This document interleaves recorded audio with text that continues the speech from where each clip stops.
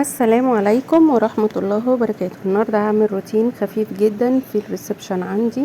قبل ما اعمل اي حاجة بحضر الفطار بتاعي، كوباية لبن صغيرة مع قرصتين مع بيضاية، والحمد لله فطرت وابتديت بقى انني الم الغسيل لان عندي البلكونة في قلب الريسبشن.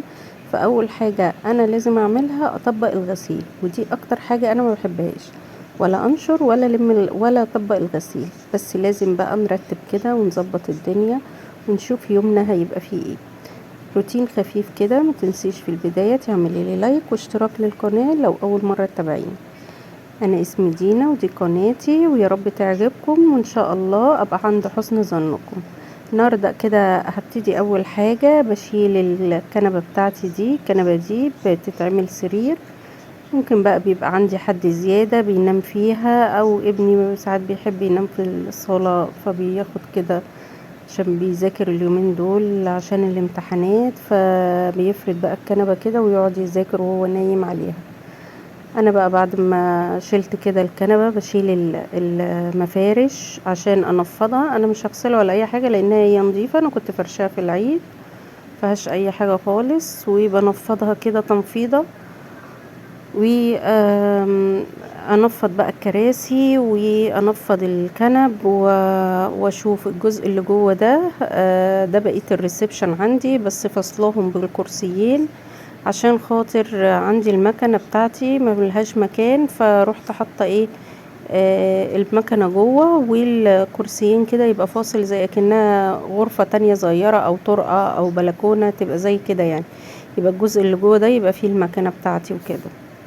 المكنه بتاعتي كبيره فزي ما انتوا شفتوها يعني.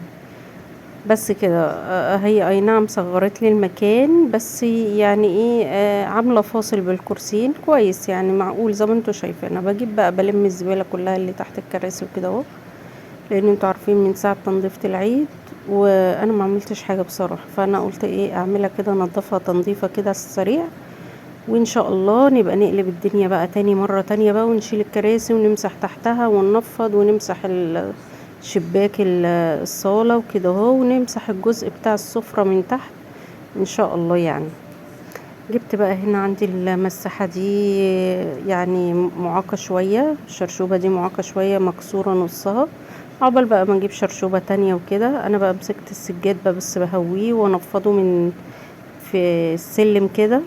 وهنا بقى زي ما انتوا شايفين كده، بصوا بقى بعد ما فرشت المفارش والمفرش بتاع الكنب، بصراحة اما السرير ده بيتفرد بيقلب لي الدنيا، بيكركب لي الدنيا بصراحة. وادي الجزء بتاع المكنة بصوا، يعني انتوا فهمتوا قصدي دلوقتي، كده اكنها زي البلكونة كده يعني.